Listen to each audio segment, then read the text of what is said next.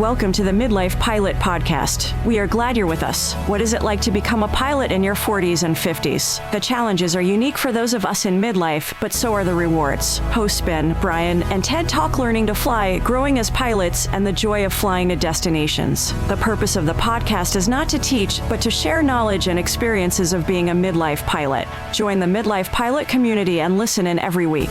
We are not CFIs or particularly intelligent, so if you want to learn how to fly, talk to anyone else other than the hosts of a podcast. Even this intro was too challenging for us, and we used a robot to do it. Okay, checklists are complete. Let's get the show started. Hello there, and welcome to episode 91 of the Midlife Pilot Podcast. My name is Ben.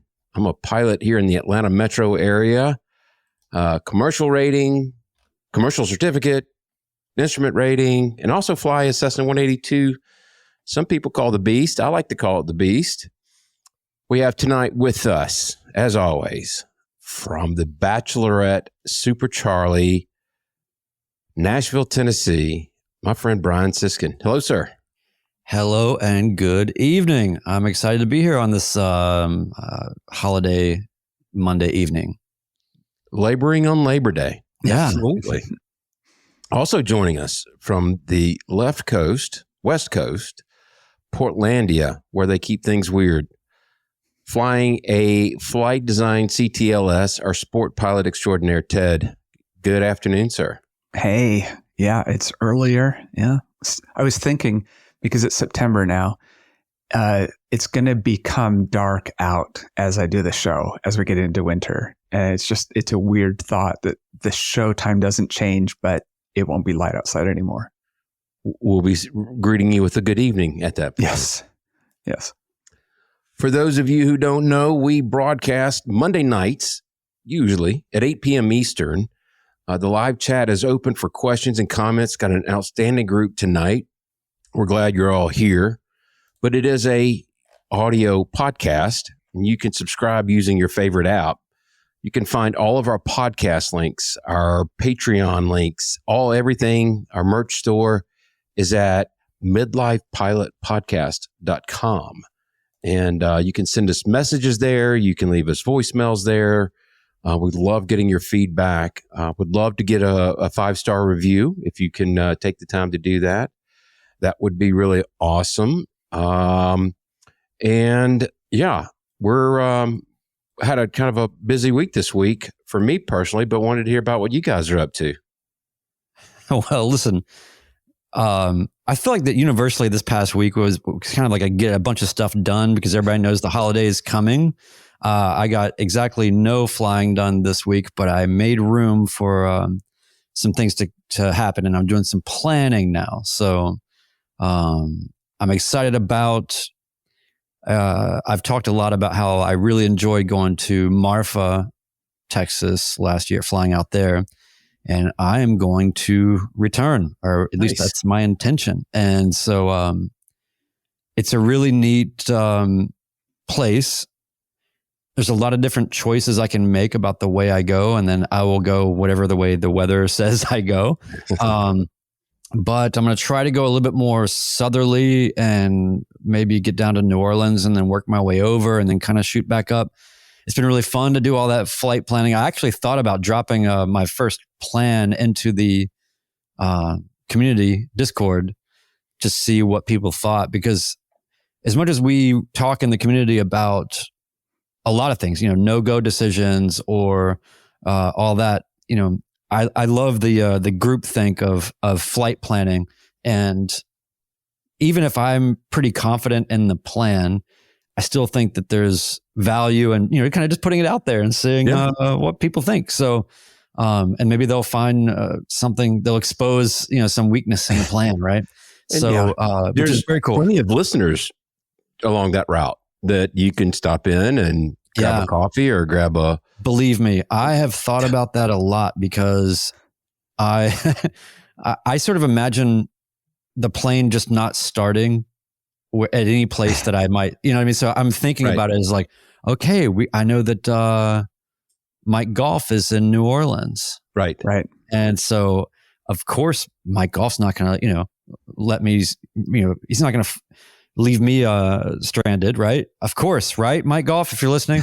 So no, but so there's a lot of ways to do that. I am going to be trying to bust it though and really kind of get done. I don't have a ton of time. But you've got two ways to go. You're going there and coming back, so you can mix it up a little bit.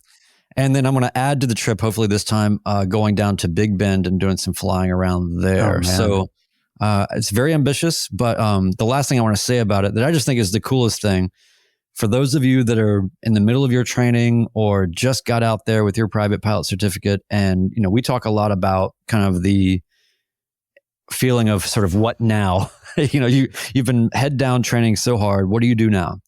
And obviously you do the things like fly your family and your friends around and do all those fun things. But eventually you're going to start wanting to go places. And that's the whole point. So what I think is particularly neat about this endeavor of this trip that I'm looking at is that the first time I went to Marfa, I didn't know anybody or anything. I got some helpful pointers, but I didn't know anybody, and I got there and just I was there completely by myself.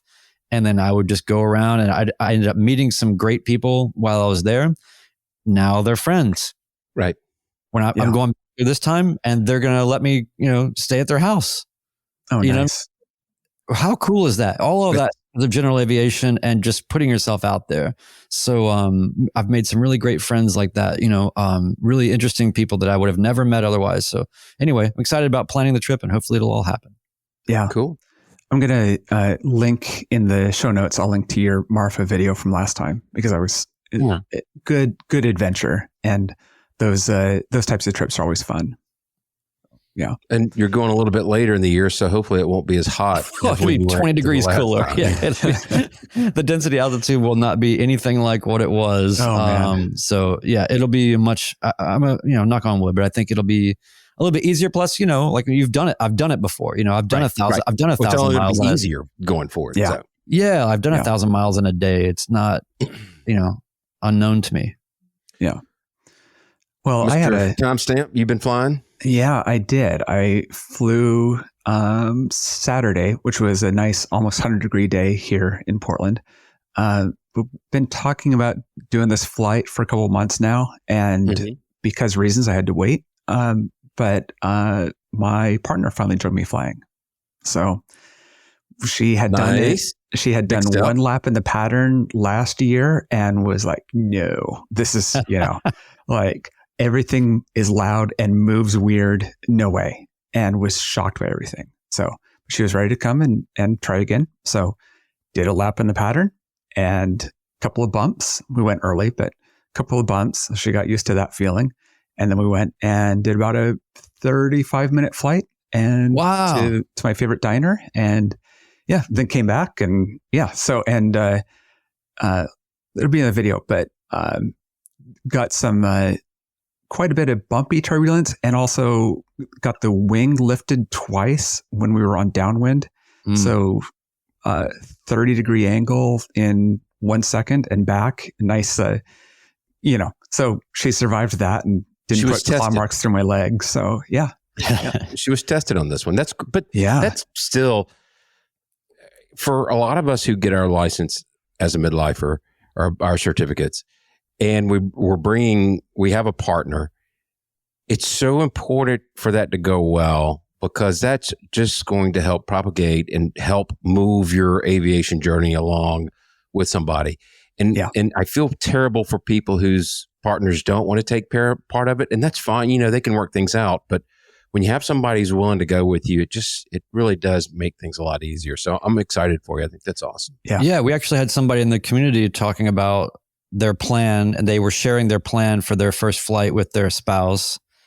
And it actually ended up being pretty valuable discussion because the plan was a little bit elaborate. And then the conversation that kind of came in after was really about, sure, you can do that, but maybe the better thing to do would be just to kind of step it back a little bit, and I think that the thing that really resonated and made them change their flight plan was just talking about how you want that, the first one, you just really want it to go as well as possible. So just keep it as simple as possible, keep yourself, as free from ATC taxation or whatever, do something very simple and doesn't put you through something too busy, and then also gives you an easy return quickly. Right. If you just need to get back. So anyway, it's a whole thing, but that's awesome, man. That's, like, kudos, right? That's a huge deal. And did she find the all the muddled Benadryl? She thought her coffee tasted strange, but kept drinking it. So yeah, whatever works. At least we didn't switch the coffees. No, did some flying today. Got some instrument approaches in with Lord Alpha Juliet. We flew up to Greenville to meet Wendell Geek for lunch. Nice. It was a really good day today. Did a hike this morning with Noah, my middle son, and Terry. A little 3-mile loop along the Chattahoochee River, which is pretty scenic. And got home, got changed, went out to the airport. We hopped in. I was a safety pilot for him. He was flying right seat. Did an approach into Habersham. Then I did an approach into Greenville, had lunch. We'll have this on the Patreon member channel. We'll do some bonus audio, but we actually had Martin Pauly was on frequency when we were there. Cool. And I gave him a shout out over the frequency, but there was no response. I think he had just got switched on to it. Mm-hmm. So, and there was another kind of exciting time, something that happened to me. I need to post it in first time achievements, but Atlanta Center held on to us too long. He was pretty busy and had to do a relay with an American Airlines pilot to get a frequency change. So it's the first time doing that, but it went smoothly. It was like, it worked exactly like it was supposed to work. I've got to say that American pilot, bad short-term memory. All he can remember was that you were a Skylane, no tail number. Then you say your tail number and he scrambles the digits, like immediately relaying it, which, I mean, fine. It all worked out, but it cracked me up. Yeah. Want to let the audience know that we're going to do a special 100th episode that's coming up at the end of October. We are going to be in the same room together, the three of us, along with the OG, Mr. Chris Moran. And we're going to his airport and we're going to broadcast from his hangar. And that's going to be on October 28th at 4 Golf 7. This is not necessarily a meetup per se. Everybody's invited if they want to come. You'll be in charge of your own accommodations, but wanted to let you know it's going to be a live show on the 28th of October. And it will, I think the dynamic's going to be a little interesting because we'll probably be stepping over each other. We're in the same room. Just seems like it would be, I don't know, maybe it'll go smooth. Maybe we should put partitions between us, like the dating game. Yeah. But yeah, I mean, I'm super excited, and yes, because we're doing it on a Monday night, and I wouldn't expect a lot of people would be free to fly to a remote place in West Virginia to hang out with us on a Monday night. But all that being said, we might have an audience of 3, or whatever. We're open to it. And Chris is on the board of his airport, and also is a great audio and video technician, producer, does a lot of elaborate things in his world. So I think that between all of us, we're going to be able to put together something that actually looks and sounds pretty good. And I think we'll probably be in a hangar. I'm not sure. But whatever it is, it'll be great. And, wait, wasn't there? We'll talk more about it, but the details are getting sorted out, but it is a super exciting, thing to hit 100. And, we'll get into this more, but I just want to thank you guys for coming on and taking over for Chris and getting us to this point. Yeah. More on that later. I have some thoughts on that, but I do want to go ahead and maybe segue into our show topic. I want to make sure we leave enough time for it. We have one of our Patreon members emailed us some feedback, who is a relatively new minted private pilot.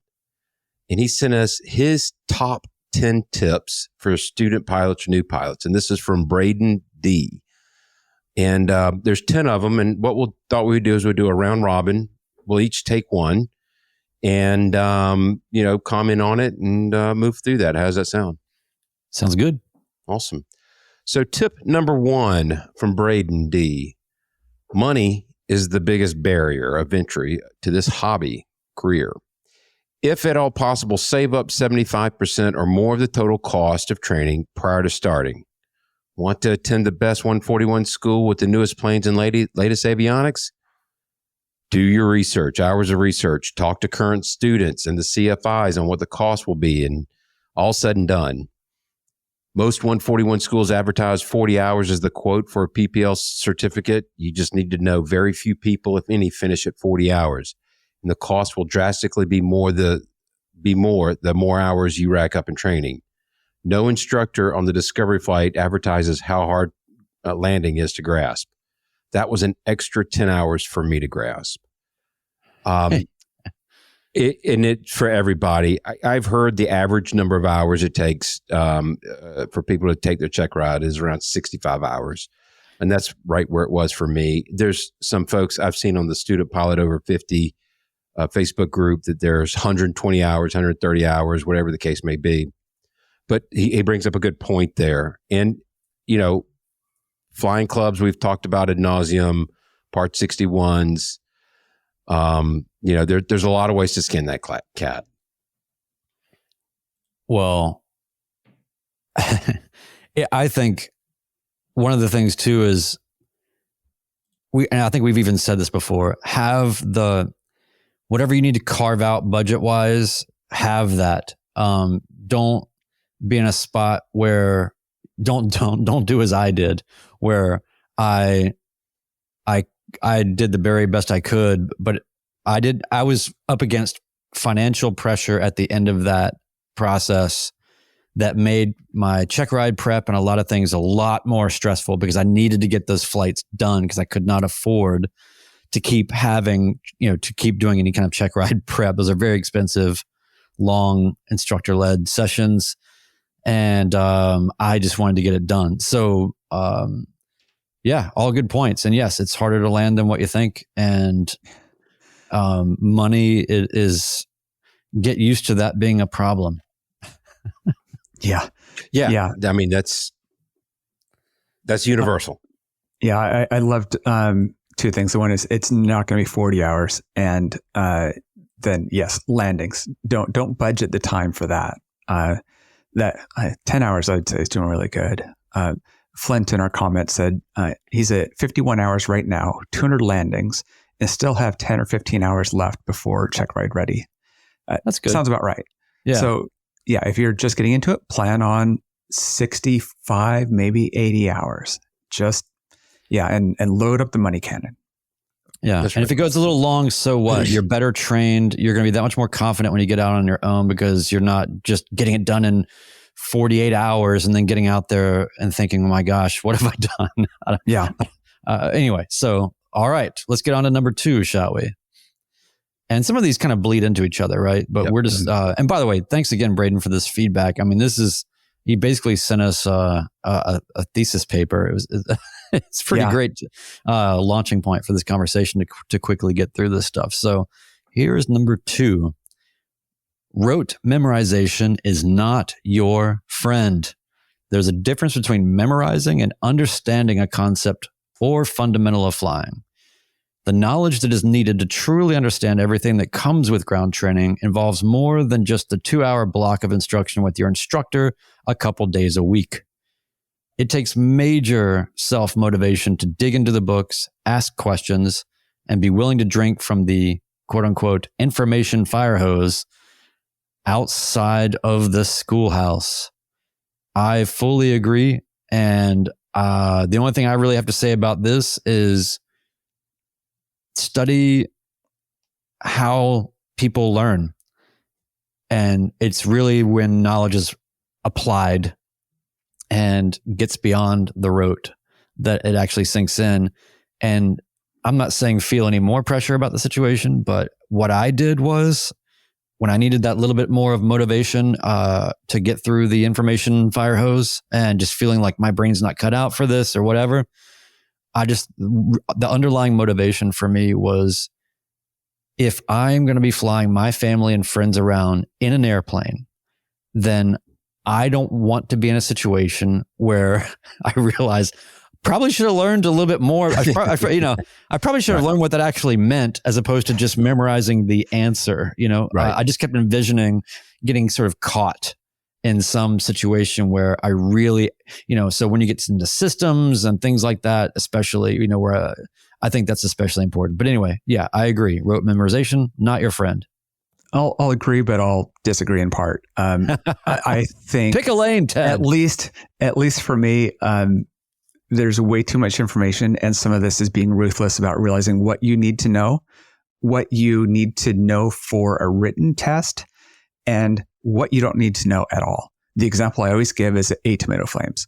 Don't memorize it. Just save yourself the effort, right? And there's things like that where it's like, this doesn't actually matter, and my brain just couldn't hold all of that stuff anyway. So I'm smart enough to know that I'm dumb, and there's a limited amount of space in my brain, or on my iceberg, if you want to call it that. So yeah, I would agree with that.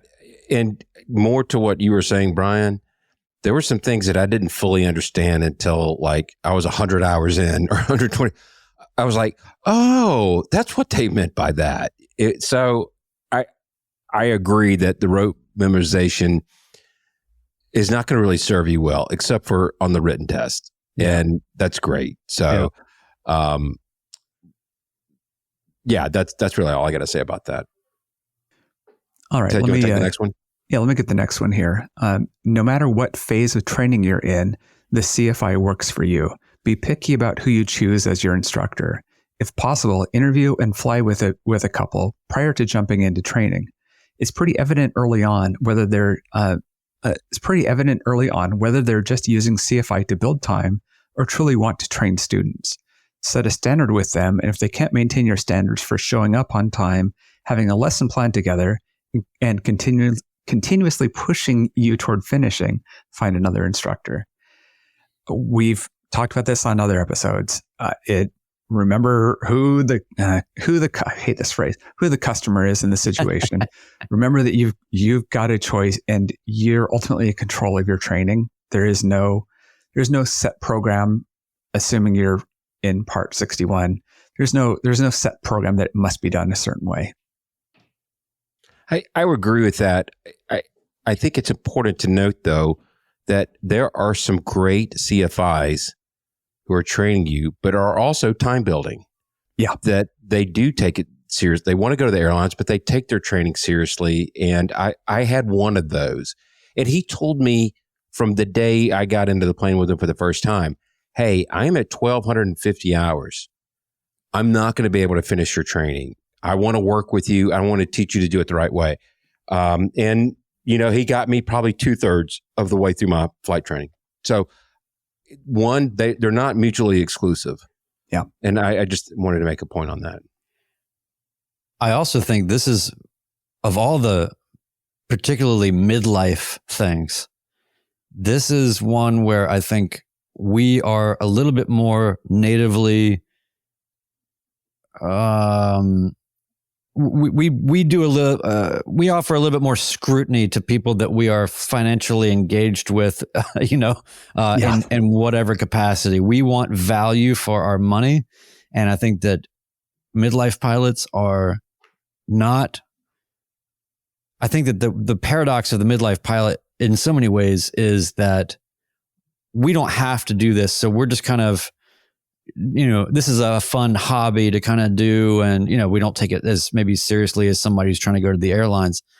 Fully not the case. If anything, we are desperate to make sure that we really understand what's going on, because we're not going to be going to the airlines, and all we're ever going to have to rely on is ourselves. Yeah. So I think that, when it comes to engaging in that relationship, demand the things that feel natural for us midlife people to demand. Be on time, be prepared, but that goes for you too.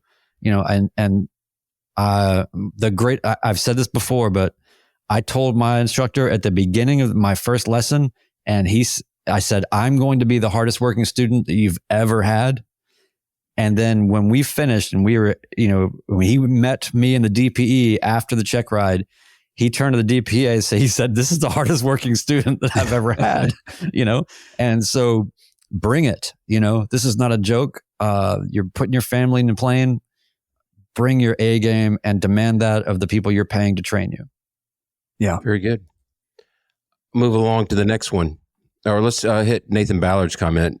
Brian is right on. As midlife pilots, it's a business deal between student and CFI.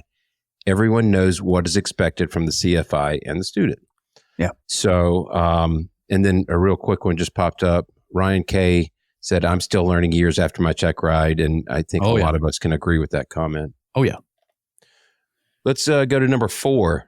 Nothing is more humbling than being in the run-up area in a Cessna 172 during your first cross-country solo and a Bombardier Global 6000 passes by on the taxiway.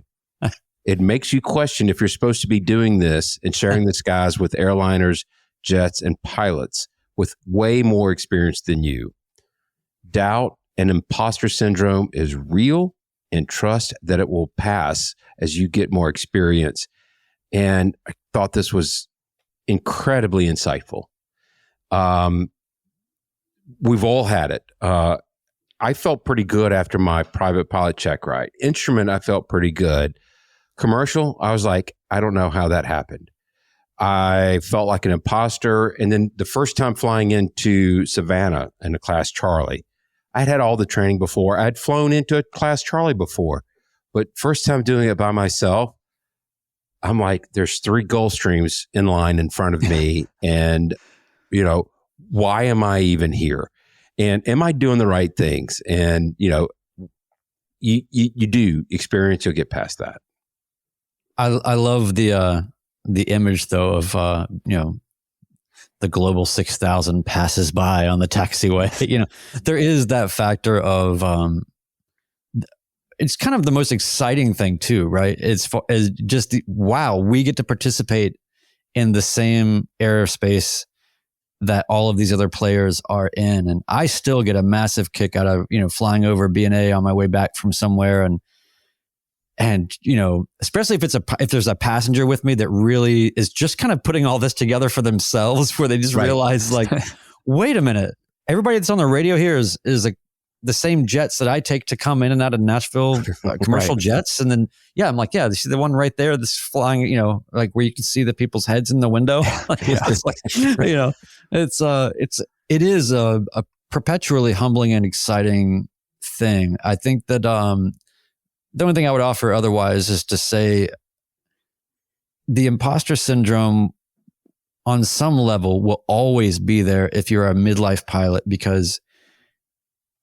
or for most midlife pilots, because we often started flying in midlife. And so for those of us that have made this turn in midlife to start doing this, it's such a major thing to do. And it's a position of a particular responsibility and an energy and an effort and a focus. And so I can totally understand that, especially for people that were not raised around airports and just, overly comfortable with it because of their upbringing, you're always going to feel a little bit like an imposter. And you can find ways to make that kind of feeling work for you, as opposed to letting that have a negative effect on you. And so if anything, what it should do is just keep you encouraged to remain sharp and to respect the craft and to, listen to opposing bases, figure out everything that you can about the nuances of air traffic control, do all the things you can. And, you'll always be sitting just above that feeling. Yep. Well, Master CFI Nathan Ballard says the irony is those global pilots are looking at your 172 and wanting to be back in a 172 again. The grass is greener on both sides. Yeah. I totally agree. And I get the feeling, especially in a little 2-seater, I do love though when you're at the airport and a busy airport and you just walk up to someone else's plane. It doesn't matter if it's another little Rotax plane, if it's a a big catfish that I like, and I can ask to see inside of it. Everybody's friendly. It's all kind of on the same level. And that's when you start feeling that you're inside the club, when they're just looking at you the same as every other pilot there. Yeah. One more quick point on this, and then Brian, I'll pass it off to you. But Okay. It was a full circle moment for me. So when I flew into Hartsfield, I was nose to nose getting ready for departure on runway 26, and I was nose to nose with a 737. And he was on the south side of the runway. I was on the north side, and they let me go first. And I felt like, of course, I mean, I'm supposed to be here. It was like where, 4 years ago, I would not have felt that way. So and to be clear, there was a line of planes lined up when you're headed out. Yeah. And the beast got to go out. Yeah. All right, number 5. And this is, sort of a segue from the previous. ATC is not the enemy, and do not be intimidated to talk to them and ask for something. The ability to effectively talk on the radio comes with time and experience. It doesn't have to be perfect, and it's not expected to be perfect. Tell them you are a student pilot. Be humble and be clear and concise when you talk to them. Side note, if you fly/train out of an untowered airport and don't get a lot of time to train in a towered environment, he says in all caps, make time for it. Ask your instructor to take you into a Delta or Charlie airspace and learn the communication procedures. Yeah, absolutely. I had such a strange scenario with my training because the airport that I trained at was untowered until the last 3 weeks before my check ride was scheduled, and then it became a towered airport. So I kind of had this weird benefit of being able to be in familiar territory, but just changing the communications setup. And I think that really helped me. But where it didn't help me is that I never got taken into a Charlie. I never got, any of that. I had to just figure that out on my own after I got out. I will say there's so much to say about this, right? I mean, this could be a whole thing unto itself.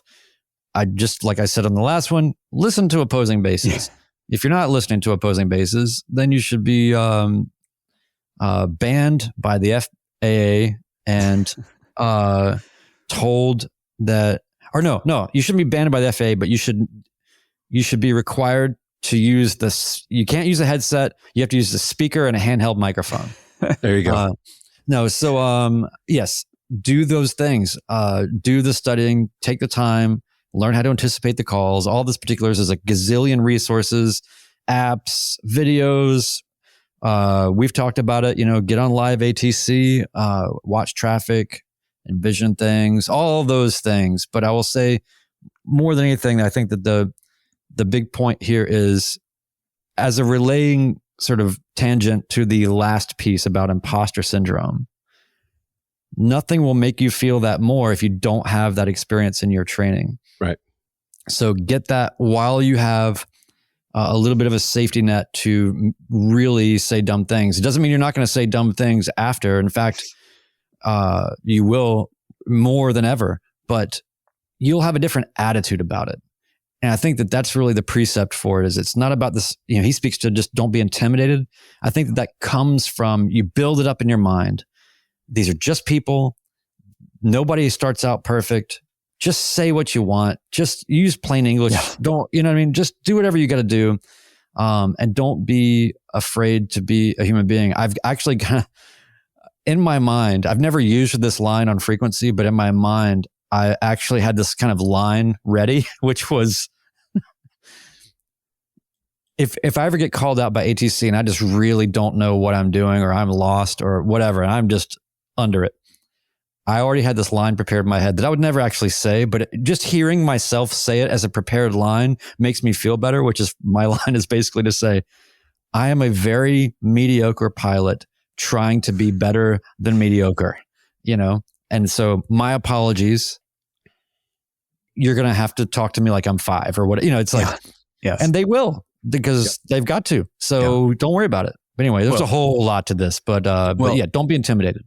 If we segue from being a mediocre pilot to being a good pilot and brilliant at weather, CFI Erica said, I mess up radios all the time. There's no shame in saying, say again. Make a mistake, get over it, and move forward. I'm editing Saturday's video, and there was a call that I had to make 3 times before they understood what I was trying to say to them. And then I get done with the flight, and I'm coming in, and I get chewed out slightly, and it's like, yep, this happens.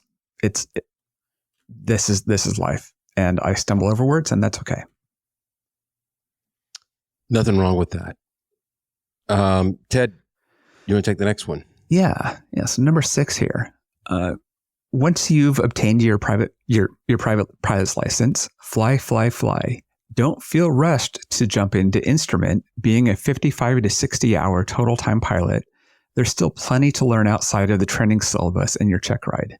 The amount of knowledge I gained getting an extra 100 hours between private and instrument was pivotal in my confidence and ability to fly the plane when it came to fly approaches, holds, and understanding the dynamics of flying instrument.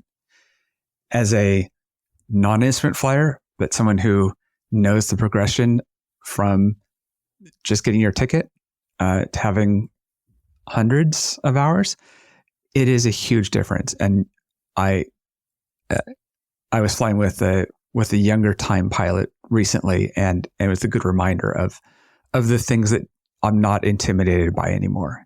And getting those things to become natural is huge. Yeah. Yeah. When I finished my private, at the time, the flight school was owned by 2 guys. It wasn't a big corporation.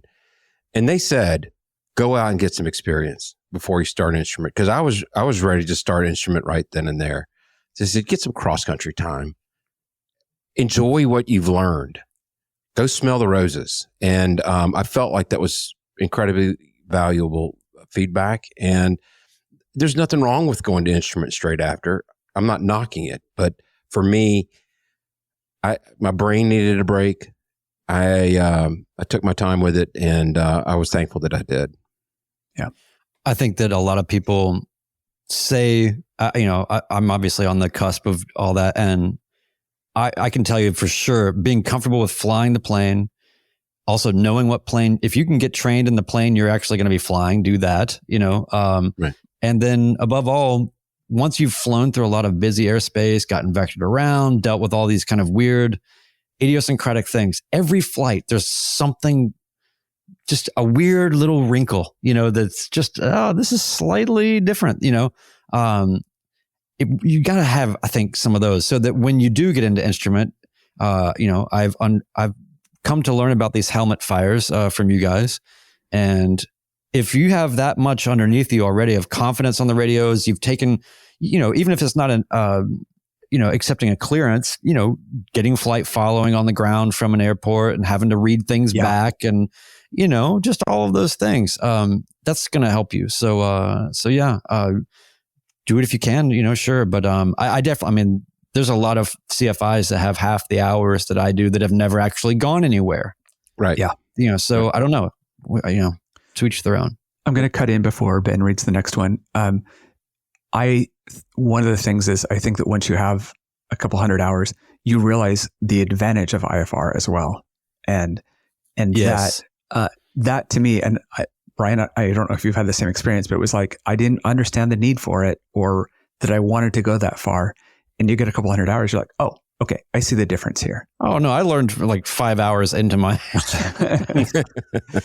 Yeah. So I'll take number 7. Fly with other pilots who are not necessarily CFIs and push the boundaries of your comfort zone. Find that pilot who has been around the block or pattern a time or two, who has real world flying experience. A lot of the CFIs in my area are in their early 20s and went from school straight to instructing. I sought finding someone who wasn't a CFI to bounce ideas and thoughts off of, and not expecting to get a by the book answer from the far aim. And I'd like to point out a comment from Alpha Juliet. I've learned so many ways to not do things. I've recently spent a good bit of time flying with Ben. Not sure if these are connected. That's great, AJ. I'll make sure that your seat's taken by somebody else next time. So, because I certainly don't want to teach you anything to not learn going forward. But I do feel like there's a lot of value in what Braeden is saying here. I pick up on things that other pilots do a lot. Nobody's wrong.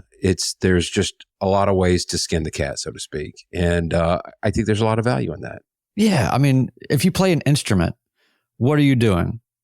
You're listening to everybody you can listen to that is doing something that you are, interested in learning about. You're analyzing what they're doing. You're borrowing from them. You're taking things. It doesn't matter what craft you're in. You're going to be needing to have peers that are walking around with a different take on things. And yeah, like you said, Ben, it's not you don't have to, everybody's got their own look. This ties in a little bit back also to the, was it last episode or two episodes? Two ago, 89. Yeah. We talked about just the importance of mentors and having those. And that's really just having a continued relationship with people in this way. But fly with other pilots. I mean, and honestly, you can, I suggest always trying to fly with people that know more than you. But I've actually had maybe, some valuable experiences from being in a place where I was flying with somebody that was behind me, in terms of the training hours, or, maybe I was 20 hours into my certificate and I'm flying around with somebody that, maybe is on the verge of soloing, because you're both in still very much a training mentality, and you can kind of share a lot of things. And any teacher will tell you that the reason why they like to teach is because they learn so much by teaching. Right. So that's a symbiotic thing that can work both ways. Yeah. Braeden sent this a few episodes back, and we covered mentoring and being a mentor after that. And it's very good. We learn, especially when we go to midlife meetups, sitting with another midlifer, we learn a lot just watching someone else and seeing what their strategy is. I would like to go ahead and post a correction and thank our friend Erica Gilbert at AeroSafe. Go check out her channel. There are a lot of ways to feed the cat. Let's just let's go with that, and accept my apologies for the non-PC way of saying that. Brian, you have number 8. Yeah. And by the way, it's hilarious that I'm doing this one. All right. So it is absolutely. Let me tell you, let me read authoritatively what somebody else said about instrument training. Instrument training is an absolute mind game. It's like learning to fly the plane in a completely different way coming out of private pilot. Expect to be behind the airplane for what seems to be every lesson. Expect to botch radio calls and completely forget how to talk on the radio while flying the plane. Then one day you think it's never going to click, and it just does. Be patient. Don't be too hard on yourself, and don't feel like you have to get it done in a certain amount of time. Instrument training, out of all the training, shouldn't be treated as a check the box endorsement. So, I can relate to all that, even though I haven't been fully, I haven't been down that path. But what I find interesting is that much of what he said here, which is great, also applies to any rating, any certification, it's expect to be behind for a while, and then you're going to have a moment of doubt and existential dread, and be excited when that moment of existential dread comes and you start to feel like I'm not cut out for this, because what that means is you are on the verge of it clicking. So, awesome. Yeah. What do you think? I think you could be on that verge for a while, and that helmet fire could continue burning for a while. But yes, realizing that there's more to learn and there's more progress to be made, it's fantastic. I would say that everything you said is absolutely true, that there is that instrument rating, there's that point in time when things click. There's for private pilot training, there's that point in time when landings click. I've always said instrument is cerebral. It's all in your head. It's all visualizing a lot of different things. It is super effective. The thing I like about instrument, though, is it is like its own little world. It's like if you go to Comic-Con and you go and you know, there's all these storylines with Star Wars or Lord of the Rings that people can just go into forever. There's so much depth to everything instrument, and you don't have to go deep. You can get proficient enough to bust through the top and bust through the bottom, stay with marginal VFR conditions, whatever the case may be. There's enough of it. You can go as deep as you want to, and you can make a career out of learning about IFR. It's just fascinating to me. It's something that interests me a lot. So yeah, we've talked about helmet fires when we were at the fly-in. I think CFI Sam said, and tell me your name again. And I told him to stand by. I didn't know. I was trying to figure out what was going on in the airplane. So don't be scared of it. Go after it. It's a whole nother reality, is the way I would like to say it. So Ted, how about the next one? Yeah. Go back to the fundamentals and basics of flying regularly. Slow flight, stall setups, steep turns, emergency procedures, and ground reference maneuvers tend to go by the wayside once you're done with training.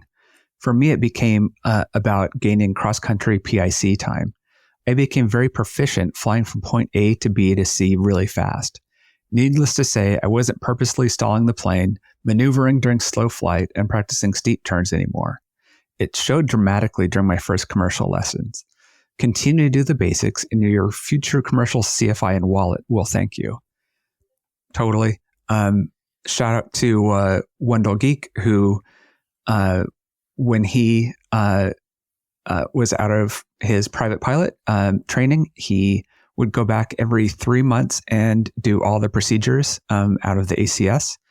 I adopted that and did that for a while, and I still go back, especially when you find yourself on a flight that you've got a little bit extra time to burn, you don't have somebody with you.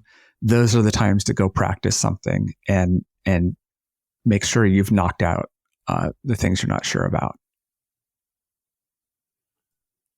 Would you like me to talk now? I think I do. You look like you're getting ready to say something. And again, this will probably be worse when we're in the same room together, but I thought you took a deep breath like, I don't know, the suspense was killing me. No, so I was just thinking about there's some sort of a relationship that I think we have with the rigor of study and practice. And there is, I believe, a little bit of a feeling, at least at first, of almost like a little bit of a Stockholm syndrome kind of thing, where it's like, what do you mean? I have to evaluate myself on these maneuvers, And so I guess what that's leading me to is just to say that to add to this, get a CFI to go up with you for no good reason. Just if you feel like doing this periodic evaluation of those things, do not feel like it is some sign of weakness or less capability. It's super easy to just say, hey, CFI, I'm coming up, I'm going to be flying on Tuesday. I'd love to just spend, an hour flying around, and I'd like to just go through some maneuvers and just have you just check out what I'm doing. If I've developed a bad habit, maybe I'm not as sharp on these things as I should be. It doesn't matter. You're always going to learn something. Absolutely. So it's not like you just got it and it's over. So, go back and do those things. And then one other thing I would like to say is that I think a lot of people get into the trap of they get their private pilot certificate, they start flying, which is great. And then they start going places, which is great. But then they don't go back to those basics, doing pattern work, doing some of the things that you need to do to stay sharp and all of that. And so then what happens is their landings start to get sketchier. They're just stick and rudder starts to get not as good because you're just flying an hour to a place, and that's right. It's not the same. And then the last thing I'll say is that I've been doing stuff too, where you don't even have to make a whole session up of I'm going to go do all these maneuvers. You can weave that stuff into what you're already doing. Will if I have it's on one of my videos that actually did. It wasn't about this, but it didn't occur to me until somebody commented on my video and they said, wow, that was a crazy landing at the end of that video. And I'd forgotten that I was doing a power off 180 into an airport I'd never been into before, because that's what usually do power off 180s when you are where you are, your home airport or whatever. I just got into this thing where on cross countries, if I don't like it, go around. But you can always throw little things and to mix it up. So yeah, get back to fundamentals and basics whenever you can. I think I'll be real quick on this. I think you'll find after you're 100 hours into flying, stalls are actually fun. Or these maneuvers, when they're not, you don't have the pressure to perform them to a specific standard in front of a DPE. They're actually kind of fun. It's just not the same, and it doesn't hurt to keep those skills sharp. So we have one more. Let's go ahead and knock this one out. Be honest with yourself. And again, this is from Braeden D, tips on top 10 tips for student pilots. Be honest with yourself. New pilot, student pilot. Thank you. Be honest with yourself when it comes to personal minimums, and know that they should be changing continuously, better or for worse. My personal minimums are drastically different when my friends and family are in the airplane versus when I'm solo or with the CFI. Getting my instrument rating created a whole new page of personal minimums when it comes to weather, clouds, and nighttime flying.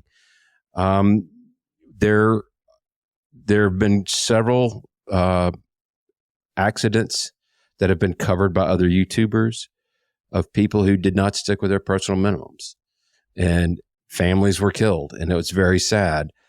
We've all done videos on sticking with personal minimums. One of the 3 videos I've ever published is, having outs and sticking to your personal minimums. Expand them when you can. It's that self-discipline that really keeps us all safe.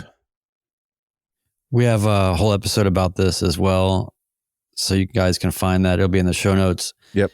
This is such a huge thing, and it's such a strange combination of hardline truths and rules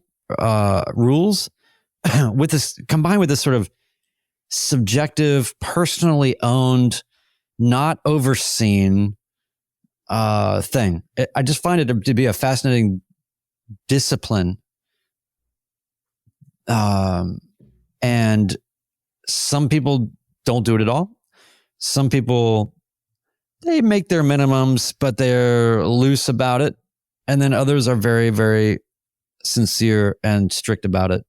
And I think that all of us, if we're honest with ourselves, can be any one of those people on any given day. And that's what we have to monitor ourselves for. And that's what this is about, is just giving you while you're on the ground, thinking about these things more clearly. Yep. What are you doing? But I will say, of all of the things, I feel that the most valuable thing you can do, not just by having the minimums, is to share those minimums and be accountable to them, socially responsible for them.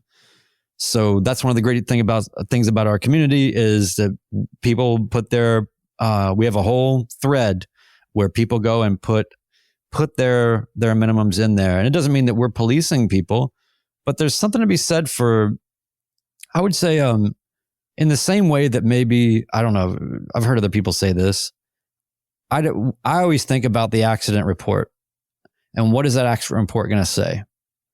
And